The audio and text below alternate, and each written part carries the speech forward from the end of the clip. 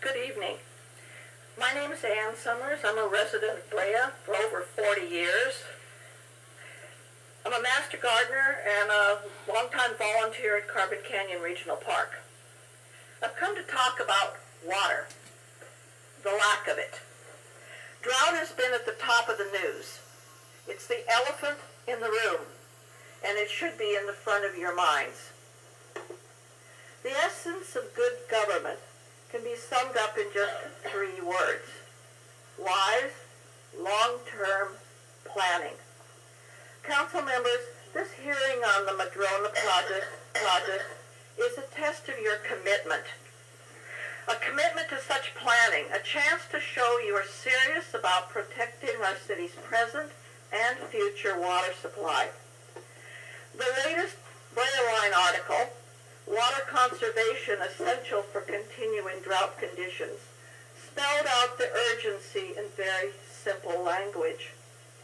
2013 was the 3rd consecutive year of drought, and it was the driest on record, and that was for the entire state of California.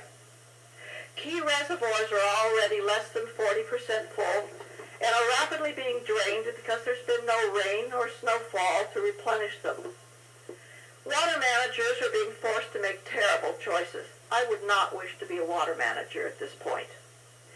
The one choice is cut off irrigation water to farmers and ranchers, and the current allocation is 5% of what's requested. That's the present. Second choice, let lakes and waterways go dry, thereby destroying endangered fish and wildlife. Or 3, impose harsh restrictions, rationing, and penalties on urban populations while steeply raising rates. And as you know, Brea's rates have been going up substantially year after year because you buy the water. But given the severity of the situation, water officials are going to need to do all 3.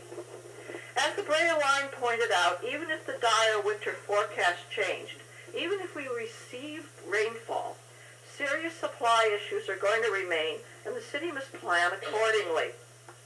However, the forecast has become worse, not better. And urged by lawmakers and farmers and citizens facing the loss of their water, Governor Brown has now declared a drought emergency for California. He has called on all citizens to be ready for a long, persistent effort to restrain our water use.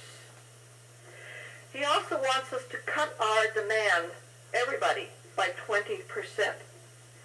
Half of our current rainy season's already passed, but there's been no relief. No relief from hot winds, from red flag alerts, or raging brush fires. So water planning has become even more critical. Controlling water demand is particularly important for Brea because 100% of our water comes from other places. We are dependent on imported water. We can build water tanks, but we can't fill them without purchasing all of our water from outside suppliers. And those suppliers can raise our rates and cut back our supplies at any time.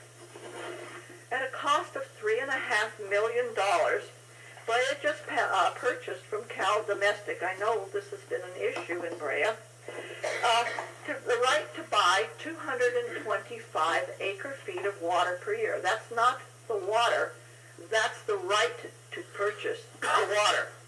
And that sounds like a huge amount of water, and it is until you figure out that Madrona's projects, 162 privileged houses, would demand 269 acre-feet each and every year. And why would this happen? Because the estate lots and private swimming pools would need water. The required biofuel mitigation slopes would take even more. This project could not exist without water. Lots and lots of it. To understand how the Madrona project relates to the ordinary Brea family who's trying to they're trying to follow the guidelines. They're in the ordinance. You've got all the information out to them. They're trying to follow it. But there's some real unpleasant comparisons that we need to make. The average Brea family with its house and yard uses 14 units of water per month. Taken together, each Madrona's resident's house, private yard, community grounds, and fuel modification slopes would take an average of 60 units. That's an average based on the project's demands. Fearing imminent loss of their water supply, people in the town of Willits in Mendocino County now face mandatory rationing, 150 gallons per day for a family of 4. That's it. Residents of Willits would be aghast to learn that every dwelling built in Madrona would be sustained by 1,500 gallons of drinking water daily, water that's shipped to us from Northern California. And I really want you to think about that, Council. We get our water from other places, and they're suffering. Almost everyone in Brea and the surrounding area of Orange County views the twin water tanks that crown the ridgeline in Carbon Canyon. They sit alone, surrounded by oak, walnut, woodland, and chaparral. Each one of those tanks holds 1.25 million gallons of pure drinking water. Madrona's proposed development would surround those tanks. With the exception of a drinking trough for wildlife, not a single gallon of water is now used on the site. The plants and animals survive as they have for thousands of years because of their adaptations to the wet and dry cycle. But Madrona would change all that.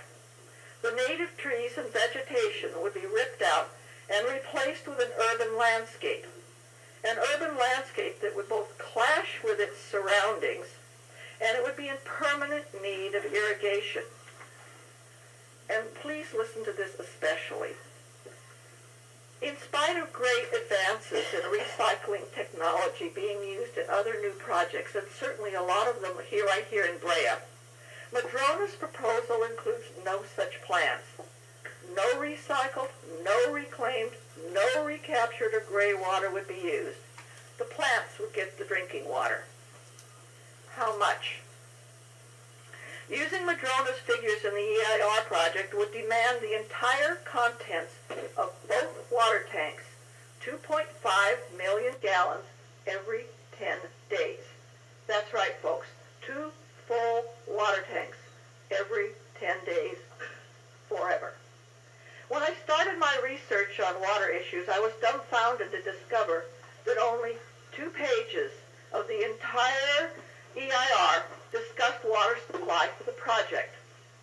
The first page stated that the total demand for water, this is for the project, would be 240,600 gallons per day, and they didn't break it down beyond that. The second page consisted of just a list of construction tasks. This is for putting in the pipes and redoing the pumps, etc. How could such a critically important resource receive so little attention in a document of hundreds of pages? No water assessment study was done for the Madrona project as recommended by Senate Bill 610. This was on the grounds that there were fewer than 500 houses. Nevertheless, the 162 Madrona dwellings would far exceed the demands of an average 500-unit project. Where's the assessment? And we can give you the figures if you need to compare 500 units of average Brea versus this. Finally, the EIR did not address the major conflict between Brea's water conservation ordinance and Madrona's fire mitigation requirements for public safety. What happens when Brea declares mandatory water restrictions on other homeowners and forbids them to water their yards? We need a legal opinion. Brea has been a leader in promoting water conservation and educating residents about the importance of using water wisely.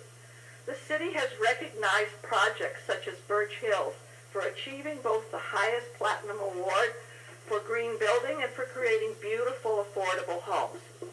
Brea is replacing old water mains. You're upgrading the storage. You're using drought-tolerant plants instead of lawns in the new public areas. But all of these positive actions will account for nothing.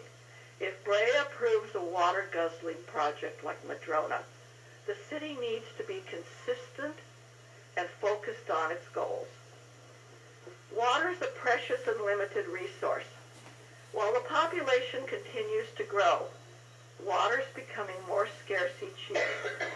Brea needs to plan for this growth by improving innovative projects that utilize current standards and modern technology. The city must turn down those like Madrona that will certainly overtax our water supply. Madrona promises luxury for the few by placing an enormous permanent burden on the rest of Brea.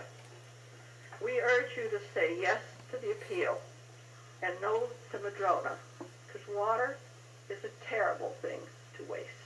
Thank you.